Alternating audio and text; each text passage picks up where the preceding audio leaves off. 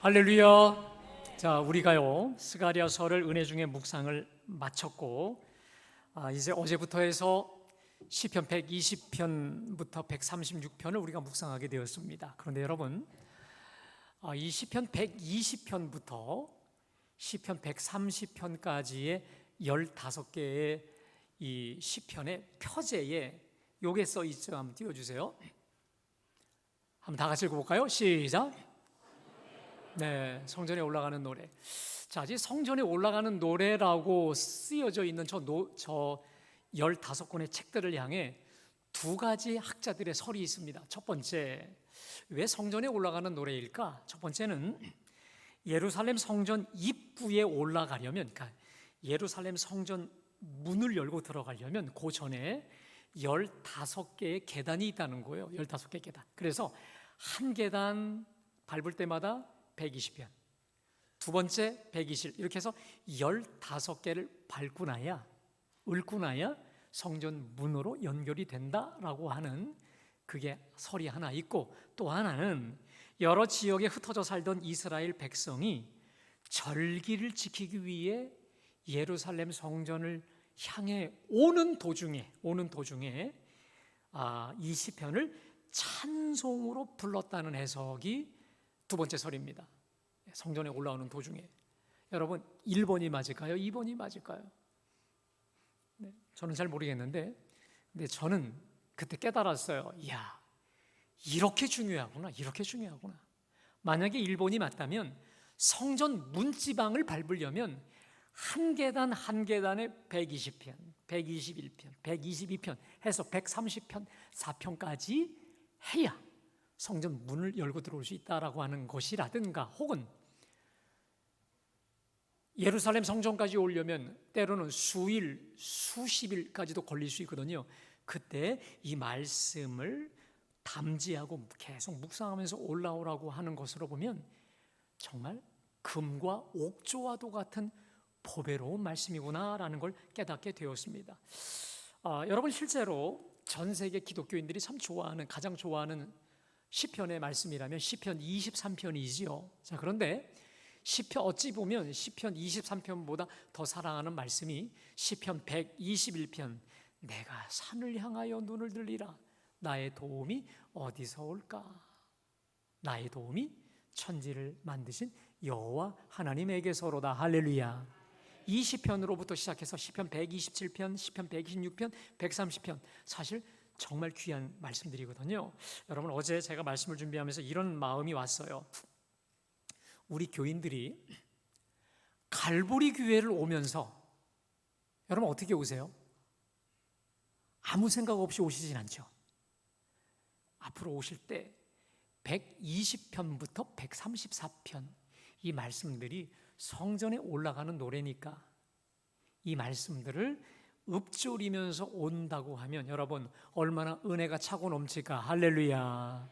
또 하나 굳이 성전에 올라갈 때뿐만 아니라 이랬으면 좋을 것 같아요. 여러분, 산을 보면서 내가 산을 향하여 눈을 들리라. 나의 도움이 어디서 올까? 할렐루야. 여러 집들을 보면서 여호와께서 집을 세우지 아니하시면 세우는 자의 수고가 헛되며, 이렇게 보이는 집을 보면서 이 말씀을 읊조리고, 특별히 우리나라에 얼마나 교회들이 많아요. 교회들을 보면서 여호와의 집에 올라가자 할 때 내가 기뻐하며 올라갔더라. 오늘 말씀 할렐루야. 이 말씀들이 떠오르고 생각난다면 참으로 기쁠 것 같습니다. 할렐루야. 자, 그러니까 보이는 모든 곳에서 이 성전에 올라가는 보배로운 말씀들이 떠오르고 생각나고 저와 여러분을 이끌고 인도해 주시기를 주님의 이름으로 축복합니다. 자, 이제 드디어 예루살렘 순례길에 오른 시인이 드디어 예루살렘 성전에 도착했어요. 자, 특별히 오늘 두 편의 말씀을 보겠는데 시편 122편과 123편입니다. 122편은 성전에 도착을 했습니다. 그리고 그가 도착해서 깨달은 내용을 오늘 고백하면서 특별히 123편은 그 성전 안에서 하나님께 기도하는 내용이거든요. 이 두 개가 한 짝으로 갈 수 있어요. 제가 이 두 시편을 묵상하면서 하나님이 저에게 뜨거운 마음을 주셨는데 그 은혜와 감동이 저와 여러분에게도 그 이상으로 전달되시기를 주님의 이름으로 축복합니다. 자, 오늘 1절과 2절 말씀 함께 다 같이 봉독할까요? 자, 시작. 사람이 내게 말하기를 여호와의 전에 올라가자 할 때에 내가 기뻤도다. 예루살렘아, 우리 발이 내 성문 안에 섰도다. 여러분 보세요. 어느 사람이 오늘 이 시인에게 말해, 여호와의 집에 올라가자. 우리로 말하면 교회 가자 이 말이에요. 그랬더니 내가 너무 기뻤어요. 그리고 나서 예루살렘아, 우리 발이 내 성문 안에 섰도다. 그러니까 며칠이 걸렸는지 몇 달이 걸렸는지는 몰라요. 그러나 아주 오랜 시간 좀 1절과 2절 사이에는 많은 격차가 있어요. 근데 드디어 예루살렘 성전에 도달한 거죠. 자, 그런데 그 1절에 보니까 1절을 많이 묵상을 해봤습니다. 사람이 말하기를 여호와의 집에 올라가자. 그때 내가 기뻤도다. 여러분, 이 1절을요 다른 번역 성경으로 보면 조금 더 귀합니다. 볼까요? 한번 읽어볼까요? 시작. 야훼 집에 가자 할 때 몹시도 기뻤다. 두 번째, 우리 같이 올라가자. 이 말을 들었을 때 내 마음이 한없이 기뻤노라. 세 번째는 제가 그냥 거기 보니까 I rejoice, 이 기뻤다는 말이 rejoice로 번역이 됩니다. 여러분, 이 rejoice라는 단어는 이 원래 joyce라는 말이 기쁨인데 앞에 re가 붙으면 엄청난 강조의 의미가 있습니다. 이게 무슨 말이냐? 그냥 기쁜 게 아니라 주체할 수 없는 환호성을 지르며 기뻐할 때 rejoice라고 하거든요. 그러니까 교회 가자, 성전에 가자라고 할 때 환호성을 치면서 기뻐했으니 이 사람의 이 기쁨이 어느 정도인지를 알 수 있겠죠. 여러분, 자, 오늘 이 본문을 통해서 예배의 정신을 제가 세 가지로 여러분에게 좀 말씀드리려고 하는데, 첫 번째, 예배는 기쁨을 가지고 나와야 된다라는 거예요. 한번 따라 하실까요? 기쁨을 가지고. 여러분, 예배는 기쁨을 가지고 참여하는 것입니다. 자, 우리가 하나님 앞에 나아갈 때 하나님 앞에 가져오는 여러 가지 제물이 있습니다. 예물이 있습니다. 그런데 우리 하나님을 가장 기쁘시게 하는 큰 제물이 뭘까? 여러분, 기쁨의 제물인 줄로 믿습니다. 기쁨의 마음을 가지고 참여하는 거예요. 내가 하나님의 성소에서 살아계신 하나님을 예배하며 그 하나님을 만난다는 기쁨이고요, 그분의 말씀을 듣고 이 세상을 살아갈 용기, 힘, 희망, 삶의 방향과 지혜, 그리고 그분의 확실한 도우심과 약속을 들을 수 있게 된다라고 하는 이 기대와 기쁨을 가지고 예배에 나와야 된다는 거예요. 여러분, 우리 하나님께서 오늘 예배하시는 저와 여러분 각자 위에 이 큰 기쁨과 기대의 마음을 부어주셔서, 아멘, 부어주셔서 예배 올 때마다 기쁨으로, 기대에 찬 마음으로 참여하는 우리 모두가 되시기를 축복합니다. 자, 또 하나 예배의 주요 정신이 있습니다. 자, 4절 띄워주실까요? 우리 함께 다 같이 봉독합니다. 지파들 곧 여호와의 지파들이 여호와의 이름에 감사하려고 이스라엘의 전례대로 그리로 올라가는도다. 자, 보십시오. 지금 보니까 하나님이 예루살렘 성전에 올라오게 했는데 어떻게 올라오게 하셨느냐? 지파들 곧 여호와의 지파들. 여러분, 이스라엘은 12개의 지파들이 있습니다. 이 지파들이 여호와의 이름에 감사하려고 이스라엘의 전례대로 그리로 올라가는. 한번 따라 하실까요? 이스라엘의 전례대로. 자, 하나님께서 이스라엘 백성들에게 내려주세요. 아주 철칙으로 엄명하신 게 있습니다. 여러분, 사실 이 예루살렘은요, 우리로 말하면 서울이거든요. 그리고 12지파는 우리로 말하면 또 각 도에다 흩어져 있기 때문에 상당히 거리가 멀 수 있습니다. 그래서 이 예루살렘에 늘 함께 모인다는 게 쉽지 않아요. 그래서 하나님이 철칙으로 뭘 말씀하셨냐면 절기, 유월절, 그 다음 맥주절, 장막절, 이 세 절기만큼은 어떤 남자라도 남녀노소를 불구하고 어른 아이 할 거 없이 모든 지파가 이 세 절기에는 예외 없이, 누구도 예외 없이 올라가게 명을 하셨다, 이 말인 것이죠. 그리고 그들은 이 말씀에 순종해서 주 앞에 나와 주님의 이름에 감사하며 영광을 돌렸습니다. 여러분, 여기서 알 수 있는 두 번째 예배 정신이 있습니다. 그것은요, 온 지파가 함께 나와 예배 드리듯이 온 집안 식구들이 하나님 앞에 나와야 된다는 것입니다. 아멘. 쉽게 말하면 인과 귀도 되는 것이죠. 온 집안이 믿어 하나님을 예배하는 자 되어야 된다라고 하는 것입니다. 여러분, 왜 그렇게 명하셨을까요? 그게 가장 복된 일이기 때문에, 가장 복된 일이기 때문에. 예수 믿고 구원받아 하나님의 자녀가 되어 하나님을 예배하며 그 하나님이 예배 때마다 주시는 영적인 산의 진미를 더불어 먹고 마시며 즐기는 것이 가장 좋고 복된 일이기 때문에 온 가족이 반드시 다 예수 믿고 예배하는 예배자들이 되어야 된다는 것입니다. 아멘. 저는 알아요. 우리 교우들 중에 아직 주님께로 돌아오지 못한 남편, 아내, 자녀들 위해서 밤마다 새벽마다 눈물로 기도하는 분들이 많이 계신 걸 저는 알아요. 저는 오늘 여러분들이 붙잡고 기도할 기도의 줄을 소개합니다. 이렇게 기도했으면 좋겠어요.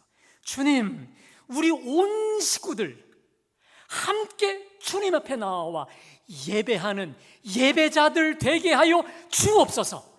저 영적인 가장 최고의 산의 진미, 우리 온 식구들이 더불어 함께 먹고 마시고 나누게 하여 주옵소서. 이 가장 복된 하나님의 생명의 말씀의 진리를 우리 온 식구들이 먹고 마시고 나눌 수 있게. 할렐루야. 우리로 말하면 하나님 매일 성경을 통해서 주시는 그 은혜, 우리 남편도 아내도 우리 자녀들도 다 함께 동역자가 되어서 매일마다 주시는 그 만나의 말씀을 먹고 마시고 누리며 나눌 수 있게 하여 주시옵소서. 따라합시다. 나에게 최고의 영적 동반자가 되게 하여 주옵소서. 할렐루야. 기도하시기를, 이 기도줄을 잡고 구체적으로 기도하시기를 주님의 이름으로 축복합니다. 여러분, 세 번째 예배의 정신이 있습니다. 자, 4절 다시 띄워주실까요? 4절 다시 봉독합니다. 지파들 곧 여호와의 지파들이 여호와의 이름에 감사하려고 이스라엘에, 따라합시다. 여호와의 이름에 감사하려고. 자, 여러분, 그렇다면 온 이스라엘 12지파들이 왜 모여 예배합니까? 여호와의 이름에 감사하려고.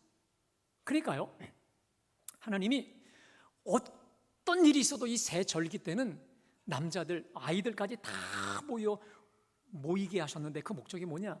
함께 모여 하나님께 감사하게 하신 거예요. 여러분, 실제로 이스라엘을 볼까요? 이 유월절은요, 저 큰 죽음의 애굽에서 출애굽, 구원해 주신 것에 대한 구원의 감사, 구원의 은혜에 감사해요. 77절 맥주절은 첫 보리 수확을 거둔 것에 대한 감사입니다. 그리고 수장절, 추수감사절은 온 추수를 다 거두게 하신 것에 대한 감사라고 하는 것이죠.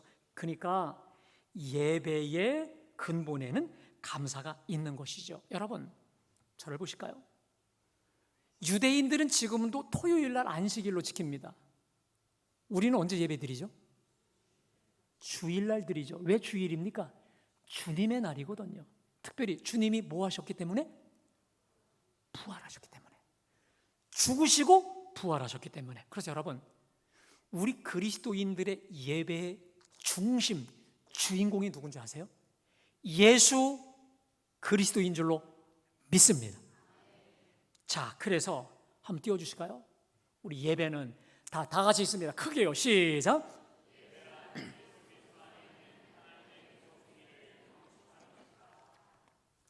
한번 따라할까요? 예배란 예수 그리스도 안에 있는 하나님의 구속 행위를 경축하는 것이다. 여러분, 이게 누가 한 말이냐면 미국의 유명한 예배 신학자 중에 마크 웨버라는 분이 있습니다. 이분이 예배를 이렇게 정의한 것인데 이런 거죠.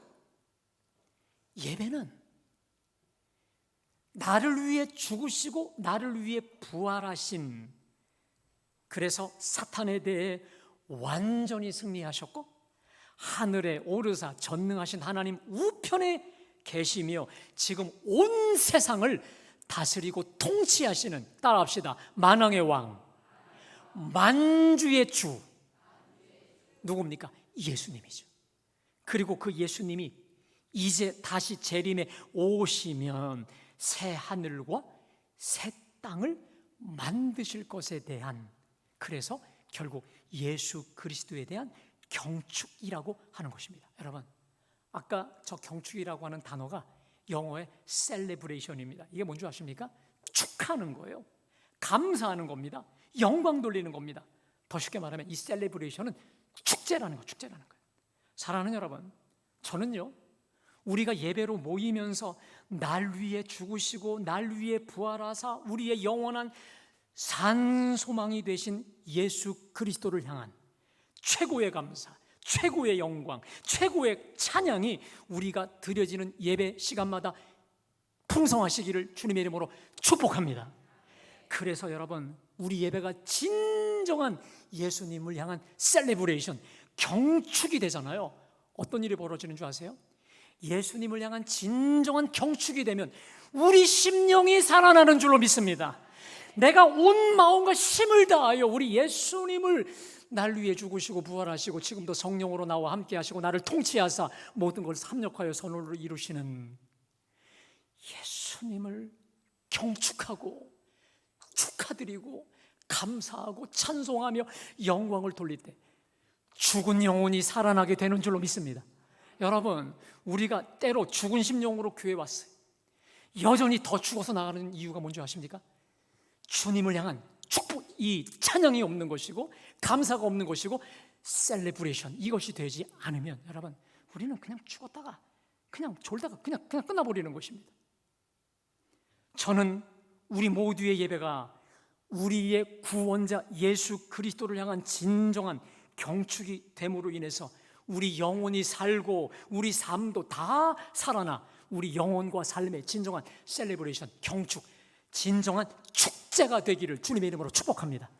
여러분, 우리 심령이, 우리 영혼이 예배하는 중에 예수 그리스도께 감사와 찬송을 소리 높여 올려드리며 우리 심령이 먼저 살아나야 될 줄로 믿습니다. 우리가 살면 나와 관련된 모든 것들도 함께 살게 만들어 주시는 것이죠. 믿으십니까? 우리 예배가 예수 그리스도를 향한 진정한 경축의 예배, 다시 말해 성령 충만한 예배, 성령의 기름으로 충만한 예배가 되시기를 주님의 이름으로 축복합니다. 근데 여러분, 그 예배는 그냥 되지 않습니다. 설교자가 세계 최고의 설교를 한다고 그 예배가 되지 않습니다. 준비가 되어져야 합니다. 여러분의 준비가 있어야 돼요. 뭡니까? 예배를 위해 기도하는 거예요. 성령의 기름 부으심을 위해 기도해야 될 줄로 믿습니다.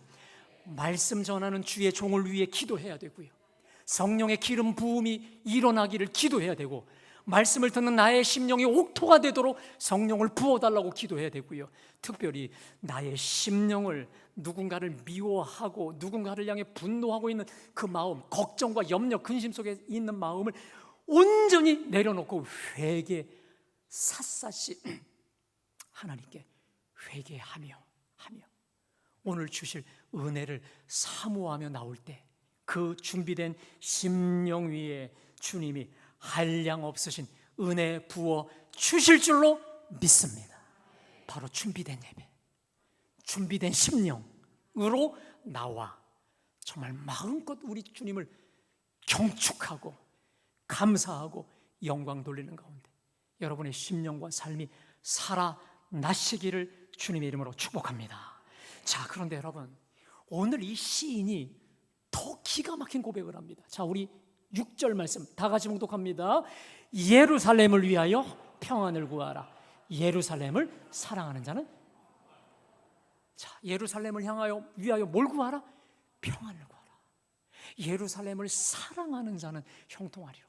자, 그러면 예루살렘을 위하여 평안을 구하라, 구체적으로 어떻게 구하라는 것인지를, 자, 7절과 8절에 보면 기도 제목까지 알려줘요. 함께 봉독할까요? 내 성 안에 평안이 있고 내 궁중에 형통함이 있을지어다. 내가 내 형제와 친구를 위해 이제 말하노니 내 가운데 평안이 있을지어다. 우리 주님이 예루살렘을 위해 기도하라는 말은 예루살렘 성전에 함께 나온 형제와 친구를 위해 축복하며 기도하는데 내 가운데 평안이 있을지어다. 평안을 구하라는 거예요. 형제 자매를 위한 평안을 구하시고 그 다음 예루살렘을 위해 평안과 형통함을 구하라 기도하고 있는 것이죠. 자, 다시 6절을 다시 띄워주실까요? 자, 결국 어떤 사람이 형통한 사람이냐? 두 가지예요. 예루살렘을 위해서 평안을 구하는, 기도하는 사람이고 또 하나 예루살렘을 사랑하는 사람이에요. 여러분, 우리 하나님이 형통케 하실 수밖에 없는 사람은 두 가지 조건이 있어야 돼요. 첫 번째, 주님의 제단을 위해 뜨겁게 기도하고 성도들을 위해서 함께 기도하고 또 하나 예루살렘을, 다시 말해 주의 성전을 사랑하는 사람을 형통케 하신다라고 하는 것이죠. 여러분, 우리 하나님은 주님의 성전을 사랑하고 사모하여 제단을 위해 헌신, 충성, 봉사하는 그 사람의 수고 절대 헛되지 않게 기억하실 줄로 믿습니다. 제 조그마한 간증 하나 드리겠습니다. 두 개를 드리려고 하는데 하나는 부목사 때 있었던 간증 하나 드리려고 합니다. 제가 천목회지에서 부목사 이제 천목회지를 마치고 부목사로 온 지 얼마 안 됐습니다. 강서구에 있는 모 대형 교회에서 이제 막 적응을 하고 있는데 저보다 선배 목사님, 같이 사역하는 선배 목사님이 방송실을 가자는 거예요. 4층에 방송실을 가서 정돈 청소 좀 하자는 거예요. 제가 알거든요. 그 방송실에 어마무지하게 지금 정리 안 된 거. 옛날에 여러분 기억나세요? 목사님들 설교를 하시면 설교 테이프를 녹음을 했잖아요. 설교 테이프, 그 다음에 또 비디오, 행사 비디오 테이프가 있거든요. 그게 널브러져 있는 걸 제가 알거든요. 그거 정리하라고 한다는 거예요. 더운 날, 아마 지금보다 더 더웠습니다. 여러분 4층이면 바로 밑에이기 때문에 에어컨 틀어도 별로 안 시원해요. 가면서 그냥 툴툴툴 대면서 가야 되냐, 오라가니까 가는데, 근데 저도 왜 그런 기도를 드렸는지 모르겠어요. 이렇게 기도했던 것 같아요. 주님, 요시야 왕은 성전을 청소하다가 모세 율법책을 발견했는데 저는 방송실에서 청소하다가 뭐 하나를 좀 발견하게 해주옵소서. 기도는 했지만 사실 큰 기대를 갖고 기대한 거 아니었습니다. 자, 그리고 가서 딱 들어가는 건 숨이 막혀요. 와, 저 많은 것들 날짜별로 정리를 하고 또 비디오 딱 정리를 하는데 점점 할수록 온몸에 땀이 나고 KO 직전까지 가는데 순간 제 눈이 활짝 뜬 게 있었습니다. 어떤 행사 비디오를 발견했는데 이 비디오 테이프인데 거기에 이렇게 써 있어요. 2003년 소달교회 수해 복구 영상이라는 거예요. 제가 바로 얼마 전에 떠나온 그 교회에, 그러니까 이 교회에서 제가 있었던 교회에 와서 수해 복구를 했던 거를 영상으로 편집한 것이었어요. 누군가 그런 얘기했거든요. 그때 거기를 갔다 왔는데 어느 목사님이 편집한 게 있더라. 그래서 한번 좀 보면 좋겠는다 했는데 못 찾았다가 우연히 그걸 발견한 거죠. 자, 그 다음 그 선배 목사님은 CD 테이프를 찾으려고 했는데 아무리 찾아도 찾지 못했던 걸 뭐 하다가 자연스럽게 청소 정리하다가 우연히 이거 발견한 거죠. 둘 다 수지 맞았던 것이죠. 제가 그때 그 마음을 하나님이 저에게 주셨습니다. 아하, 주님의 성전을 사랑하는 사람, 하나님이 그냥 두시지 않겠구나. 주님의 전을 때로는 억지로라도 정리, 정돈, 청소할 때 하나님이 어떤 식으로도 갚아주시는구나. 이런 제가 깨달음을 얻게 되었거든요. 자, 그런데 제가 금주에 목요일이었습니다. 우리 지방에 속회 연구원 목사님들이 계세요. 제가 저도 같은 이사들이어서 함께 모였습니다. 정기적으로 모이게 되는데, 그 목사님들이 이런 고백을 하는 거예요. 당신의 선친 얘기라, 선친이에요. 우리 선친 때 밥 세 끼를 제대로 먹지 못해서 정말 어느 목사님은요, 지금도 큰 교회를 다니시는데 아들이 셋인데 자기가 둘째인데 어디 보낼 수 없어, 첫째는 보낼 수 없고 막내도 보낼 수 없어 자기를 다른 권사님 가정에 몇 년 동안 보냈다는 이야기. 왜? 생활이 안 되니까. 또 어느 목사님 가정은요, 은평에 있는 어느 목사님이 그러는 거예요. 당신의 아버지가 목사님이셨는데 예배당 성전 건축, 개척교회인데 예배당 성전 건축한다고 집에 있던 거 다 쏟아붓고, 그래서 거의 길가에 나앉을 정도로 어려움을 겪었다, 이런 얘기들을 다 하시더라고요. 또 어느 목사님은 아버지가 장로님이었는데 또 어머니가 권사님이었는데 그 교회를 위해서 늘 기도하고 헌신을 아끼지 않았다는 고백들을 했었던 걸 제가 들었어요. 그런데 여러분, 제가 들을 때는 그런가 보다 싶었었습니다. 그런데 제가 말씀을 준비하다가 갑자기 이런 마음이 왔습니다. 선친들은 그렇게 밥 세 끼가 보장이 안 되는 그런 가장 어려움 속에 아들 셋 중에 하나는 어디 집에다가 보낼 정도로 정말 찢어지게 가난했지만 교회 건축한다, 교회를 위해서 모든 걸 쏟아 부었던 그분들이었는데, 그분들의 특징이 있습니다. 저는 그래서 이런 생각했어요. 저 목사님이 아버지인데 큰 교회를 다니던 목사님이었나 보다, 이런 줄 알았어요. 근데 한결같이 지금 소위 대형교회, 지금 소위 영향력 있는 목회라는 목사님들의 특징이 있습니다. 선친들이 다 가난하고 어렵고 하루 세 끼를 해결하기에 급급할 수밖에 없었던, 그러나 주님의 재단과 주님이라면 모든 걸 쏟아부었던, 누가 보면 바보죠. 누가 보면 어리석어 보이죠. 그런데 그 공통분모를 제가 깨닫게 되었습니다. 지금 영향력 있게 모든 사역을 하는 분들의 특징이 그렇더라 이거예요. 제가 그때 깨달았습니다. 하나님께는 공짜가 없다. 하나님은 반드시 뿌린 대로 거두게 하신다. 할렐루야. 그런데 그 뿌린 대로 거두게 하시는데 어느 정도냐? 30배, 60배, 100배, 그 넘어 1000배 그 이상으로 결실하게 하시는 역사를 어제 설교 준비하는데, 그 들을 때는 몰랐는데 저는 중간에 팔려갔어요. 어디에? 새끼 해결이 안 됐어요. 정말 다 쏟아부었어요. 아무것도 없어요. 길거리 나앉았어요. 그때 그냥 들었는데 말씀을 준비하는데 버뜩 하나님이 떠오르게 하시는 거예요. 여러분, 사람도요, 누군가가 자신을 위해서 모든 걸 바치죠. 그 사람 끝까지 책임집니다. 내가 할 수 있는 모든 걸 다 동원해서 무슨 수를 써더라도 여러분, 그 어둠의 사람들조차도 끝까지 책임지는 게 우리 사람의 도리가 아니겠습니까? 여러분, 하물며 그런데 우리 하나님이시겠습니까? 제가 분명히 여러분에게 단언합니다. 당대에 갚아주시던지, 아니면 죽어서 천국에서 갚아주시던지, 아니면 자식들에게 갚아주시던지, 아니면 손자, 손주들에게 갚아주시던지, 우리 하나님은 주님과 주님의 재단을 향한 그 헌신과 충성을 기억하셔서 반드시 그 이상으로 갚아주신다는 사실 믿으시기를 주님의 이름으로 축복합니다. 여러분, 이 사실을 기억하시고 기쁨으로, 감사함으로 우리 주님의 재단 많이 사랑하시기를 축복합니다. 더 나아가 여러분이 할 수 있는 물질과 시간과 힘으로 최선을 다해. 여러분, 하나님께 드리는 건 따라합시다. 최선으로. 하나님께 드리는 건 쓰다 남은 찌꺼제기 갖다 드리는 게 아니에요. 가장 먼저 최선을 다해. 할렐루야. 최선을 다해 최선의 것으로, 가장 좋은 것으로 구별해 올려드리는, 그래서 하나님이 보장해 주시고 보증해 주시는 우리 모두가 되시기를 주님의 이름으로 축복합니다. 제 얘기가 아니고 오늘 말씀의 이야기였습니다.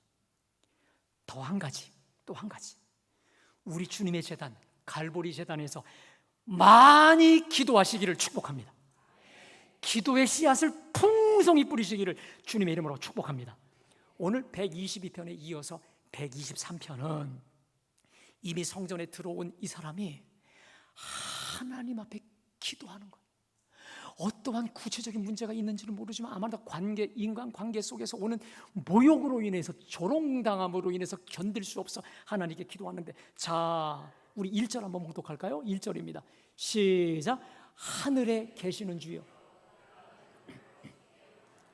하늘에 계시는 주여, 내가 눈을 들어. 이게 뭐예요? 환경과 문제 상황에서 눈을 들어 주께 향해서 기도한다는 거예요. 자, 그런데 여러분, 재미난 표현이 있습니다. 자, 우리 2절 한번 우리 다 같이 봉독합니다. 시작.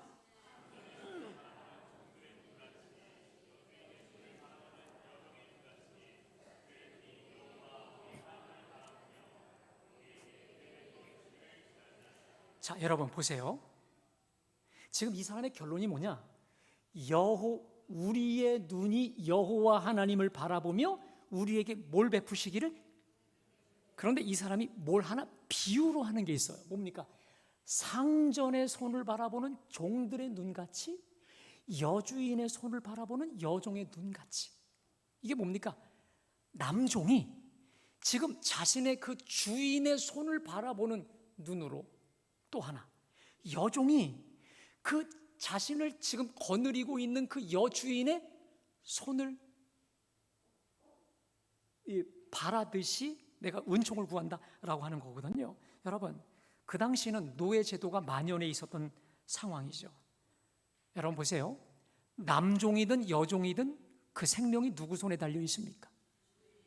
주인에게 달려 있어요. 자, 특별히 종이 가슴을 가슴을 쓰라리면서 보는 게 첫 번째가 뭐냐면, 주인에게 잘못한 일이 있을 때, 그래서 용서를 구할 때. 두 번째, 주인이 종을 누구에게 팔거나 양도하기 바로 전에, 혹은 내가 큰 잘못을 해서 종을 죽이려고 하거나 아니면 살리려 하는 바로 그 절묘한 때가 있거든요. 그때 여러분, 종은 주인의 손을 당연히 살피게 돼 있습니다. 눈을 부릅뜨고 이 주인의 손을 살피게 돼 있어요. 여러분, 그러면 내가 죽을지도 모르는 그 상황에서 주인의 손을 살피는 종의 눈은 어떤 눈일까요? 이런 눈 아닐까요? 제발 이번 한 번만, 제발 이번 한 번만 날 살려주시고, 제발 이번 한 번만 날 용서해 달라라고 가장 간절한 그 마음으로, 간곡한 눈으로 보지 않겠습니까? 왜냐? 종의 생명이 누구에게 달려있는 거야? 주인에게. 자, 그런데 마치 그것처럼 그리하듯이 지금 이 시인이 모든 게 달려있는 우리 주인 되신 우리 하나님께, 예수님께 이번 한 번만 나를 불쌍히 긍휼히 자비를 베풀어 달라라고 기도하고 있는 거예요. 자, 우리 3절 말씀 함께 다 같이 봉독합니다. 시작. 여호와여, 우리에게 은혜를 베푸시고 또 은혜를 베푸소서. 심한 멸시가 우리에게, 얼마나 심한 멸시와 조롱이 이 교만하고 이 완악한 자들에게 나에게 오는지 죽을 것 같으니까 주님, 나에게 은혜를 베푸시고 은혜를 베푸소서. 여러분, 이게 원어 뜻은 뭐냐면 나를 불쌍히 여기시고 불쌍히 여기소서. 그래서 간절히 이번 한 번만 하며 주님 앞에 지금 기도하고 있는 것이죠. 여러분, 제가요 목회학 박사 과정을 하고 있을 때 예배학 교수님이 어느 날 들어와서 이런 질문을 던져요. 자, 목사님들 한번 들어보세요. 우리 하나님으로부터 기도 응답을 가장 잘 받을 수 있는 비결이 있습니다. 뭘까요? 이렇게 질문을 던졌어요. 하나님께 기도 응답을 100% 받을 수 있는 방법이 있다는 거예요. 그래서 철야 기도요, 금식 기도요. 근데 그분이 딱 한마디로 합니다. 하나님 앞에 불쌍히 여김을 받도록 기도하라는 거예요. 하나님 앞에 불쌍히 여김 받도록. 그러면서 무슨 얘기를 하냐면, 복음서에 보면 예수님께서 어떤 병자나 어떤 환자들을 고치실 때 보면 그를 뭐 합니까? 불쌍히 여기사 고쳐주셨던 것처럼 우리 예수님 앞에 불쌍히 여김 받도록. 그래서 여러분, 이 바디메오 같은 사람, 다윗의 자손 예수여, 다윗의 자손 예수여, 그렇게 소리 질러가면서 우리 하나님, 우리 예수님께 부르시지 않습니까? 여러분, 또 12해를 혈루증으로 앓고 있던 여인은 그 수많은 사람들을 그냥 부대껴가면서 예수님의 옷자락이라도 믿음으로 잡지 않습니까? 주님이 그때 불쌍히 여기사 구원의 손길을 베풀어 주시지 않겠습니까? 여러분, 그러면서 그분 얘기가 성경상의 인물 중에 가장 하나님으로부터 불쌍히 여김을 위해 기도했던 자가 누구냐?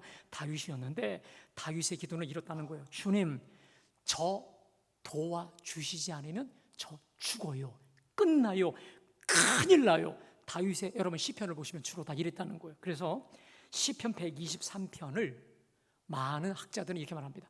다윗의 시편일 수도 있겠다라고 하는 것이죠. 여러분, 저는요, 오늘 기도할 때, 여러분들이 앞으로 기도할 때 시편 123편의 기도가 여러분의 기도가 되시기를 축복합니다. 이 기도 붙잡고 나를 불쌍히 여기시고 나에게 또 은혜를 베풀어 달라라고, 우리 하나님의 그 자비와 긍휼에 호소하여 주님이 고쳐주시고 구원해 주시고 응답해 주시는 저와 여러분 다 되시기를 주님의 이름으로 축복합니다. 이렇게 간증으로 충만한 우리 칼보리 모든 성도들, 교우들 다 되시기를 주님의 이름으로 축복합니다.